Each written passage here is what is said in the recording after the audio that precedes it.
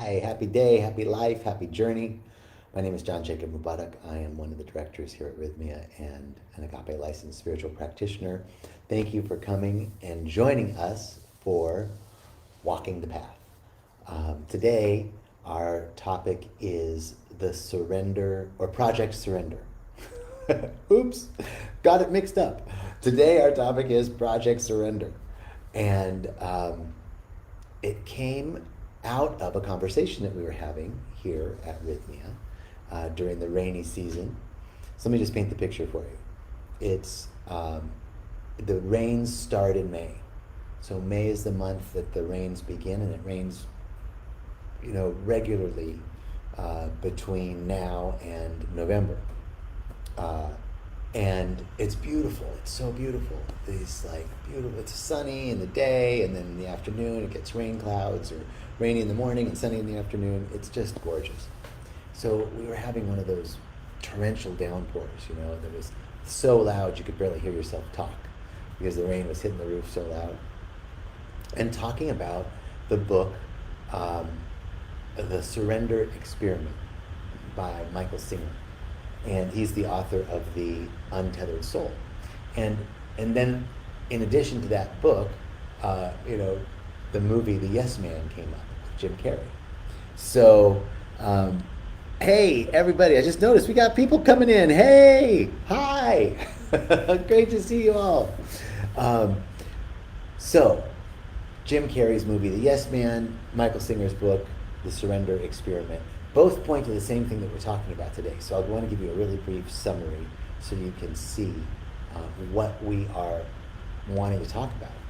So the book also really was a great read. I loved it. I loved it Into Their Soul, but I really loved this Surrender Experiment. And the phrase that kept coming up for me was, Michael Singer kept saying, I allowed life to lead me. I didn't want to go in that direction, but life was leading me in that direction, and I allowed life to lead me. And I thought, what a great, really resonated with me. Because I don't know about you, but 5-year plans and pros and cons lists of what I should do never really served me. If 5 years ago you would have said, John, you're going to be working at an ayahuasca retreat center and living in Costa Rica, that wasn't even on my radar. I couldn't have even put that into a plan. I had no idea. So frequently, spirit is so much bigger than our thoughts, our thinking, and we need to keep ourselves open to possibilities that exist outside of our current perspective. And our current perspective is predominantly predicated on the past. It's predicated on what we know, and even what we know we don't know. Like, that old saying, I know how to speak English. I know I don't know how to speak Russian. I also know I'm I can't even think, engineering. Let's just go with engineering. I also know that I'm not an engineer. I know that engineering exists, but that's not in my wheelhouse. But there are a whole realm of things that I don't know. I don't even know I don't know. So those are the things that we want to make ourselves available to. Those are the things that are coming from the realm of infinite possibility, and even simply just outside of our own purview. Okay, so the Surrender Experiment. This guy, it's his life story. He was graduating from university with his PhD in economics, and he didn't want to take the test.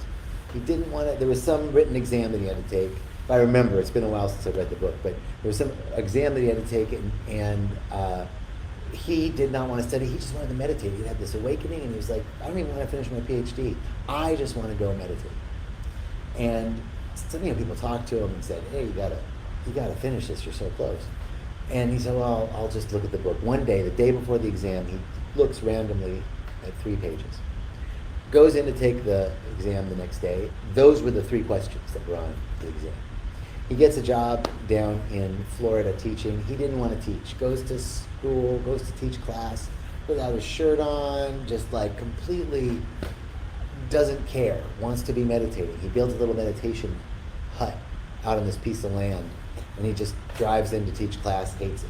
Meets some important people. Then one day he's coming home and sees a cop car, a sheriff's car in front of his shack, his hut. And he's thinking, oh no, I didn't get permits, I didn't get licensing or pay any fees or dues or anything. And I probably built on his land that wasn't mine. So he was expecting the cop to take him out. And the guy said, did you build this house? And he goes, yeah, I built it. He said, oh, we love it. My wife and I would like you to build us one. And out of that came this company called Built with Love, which was a construction company. Not in his purview, not in anything that he had thought about doing. And this company grows. He starts to build a really vibrant, thriving company. And people moved in on the property, just like brought their trailers. He didn't want them there. He didn't say anything. They end up being lifelong partners, associates, etc. Life goes on with him like this until one day he walks into a Radio Shack and sees a Commodore 64 computer and decides he's going to try programming, programs the thing. And a friend of his asked if he could help him develop a medical billing software for his medical office. He ends up parlaying that into one of the largest data corporations in the nation at the time, and I think it ended up becoming WebMD. All of that to say that at each point of those stories, and there was so much more that happened, and I'm probably doing a bad job of retelling it, but at each point in the story, he didn't want to do something and life led him in a certain direction. And for example, the teacher, one of the students that he taught ended up being either the president or the loan officer at the bank where he had to go get a loan, right? So every point when he didn't want to do something, but he went ahead, life is leading me this way, I'm going to follow, life unfolded in more fullness because the possibilities that exist are outside of what we know and what we can even think about. So when we are in a receptive state and allow life to lead us and follow that, we're either pulled, Reverend Michael says this so beautifully, we're either pulled by a vision or pushed by pain. When we're pushed by pain, life is, showing us that this is not a comfortable position and we need to change. We need to progress. When we're pulled by a vision, we catch something and we're being led, right? Life is leading us. This is the state of surrender. Jim Carrey's movie, The Yes Man, was another great example of it. He had to say yes to everything, right? And it led him into some crazy places. But the life that he led was unmatched to what he was living before, the life he led before. So when we allow life to lead us, when we accept the opportunities that life brings to us and listen carefully, we're led by a divine intelligence. So this is what surrender is. Surrender, also Reverend Michael spoke over the last few weeks in his Sunday talks about surrender not being a white flag. This is not like I give up, I give in, right? I throw my hands up. That's a different kind of surrender. This surrender is willingness to allow something to move us. I won't be moved. I won't move until I'm moved. I won't move until I'm moved. I won't make a choice until I feel in my bones that this is resonant with me, not in my head. That's where the 5-year projects, 5-year goal list, and those are great. I'm just saying we've got to leave them open-ended so that we can allow something to emerge. And that's also where the pros and cons list, what should I do? Should I do this or should I do that? Well, here are all the pros, here are all the cons.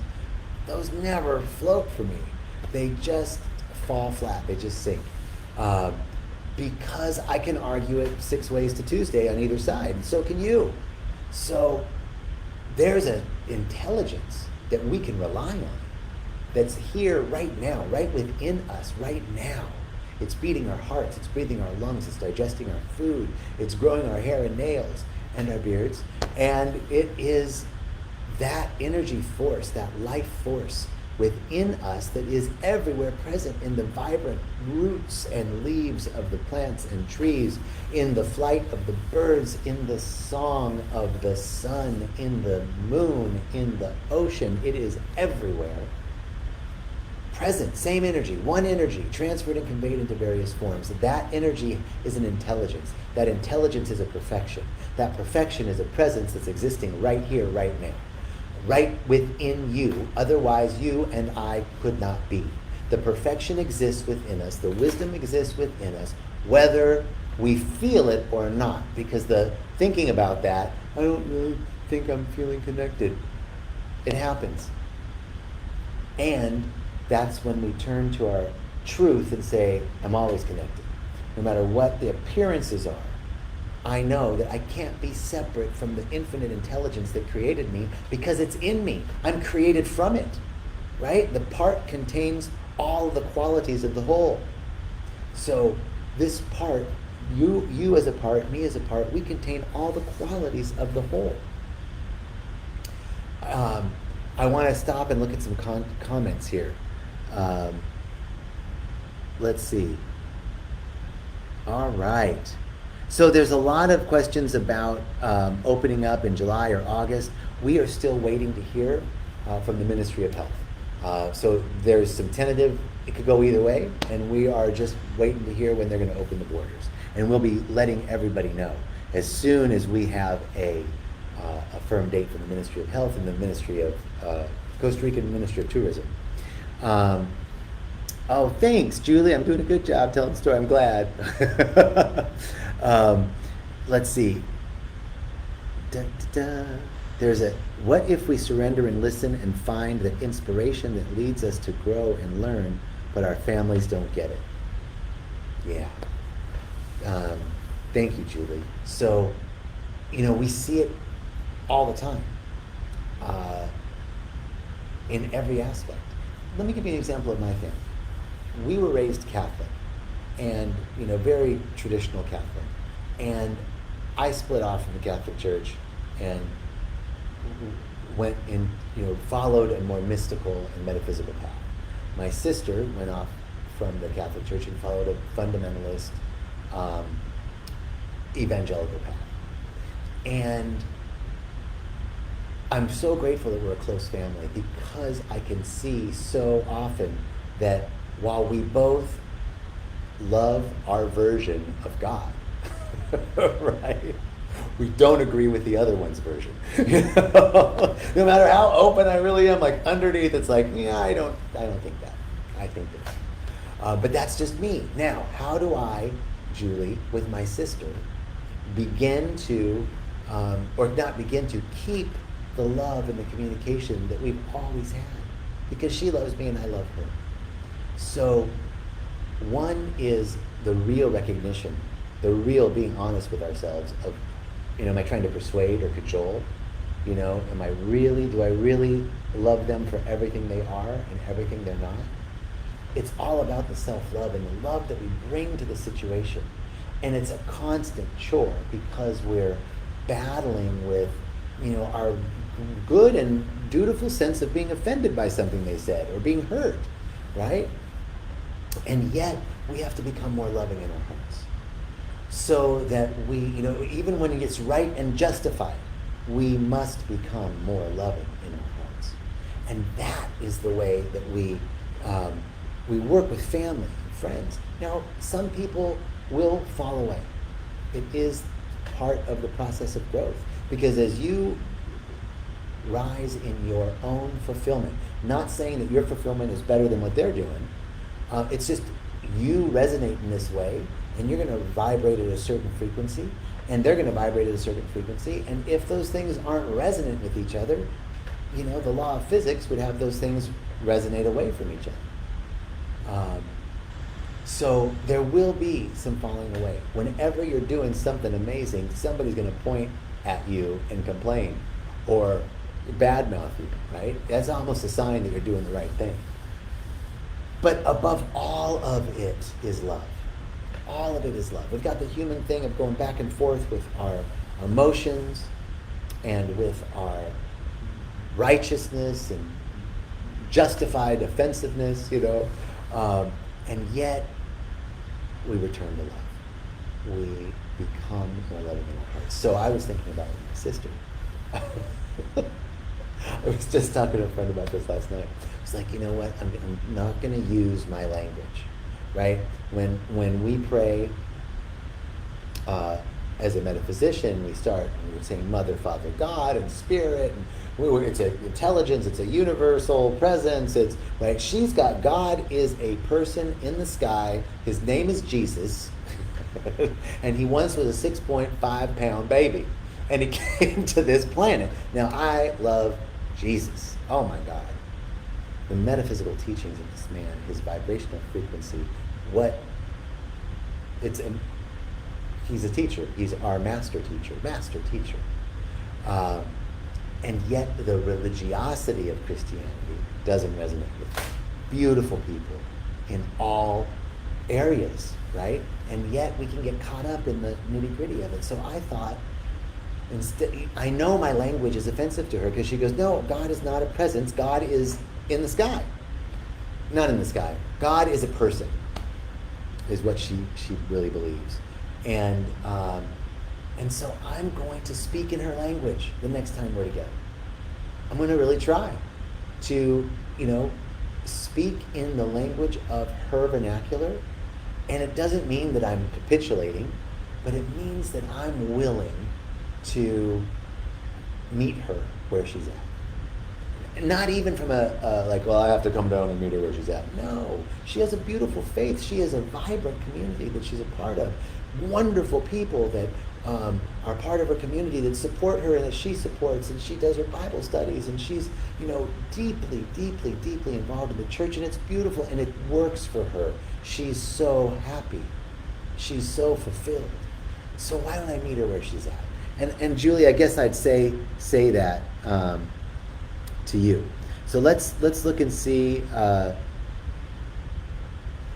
if there's any other questions. I can see. Hi, everybody. Looking great.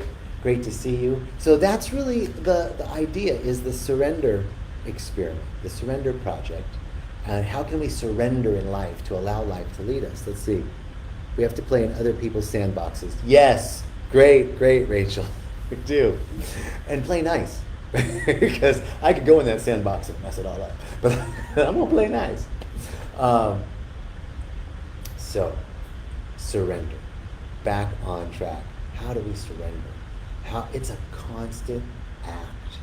It's a constant process. Just like all of our spiritual practices. Just like what we feed ourselves, what we feed our mind, who we surround ourselves with. We need that core group of people that support us, and we need to go out in the world.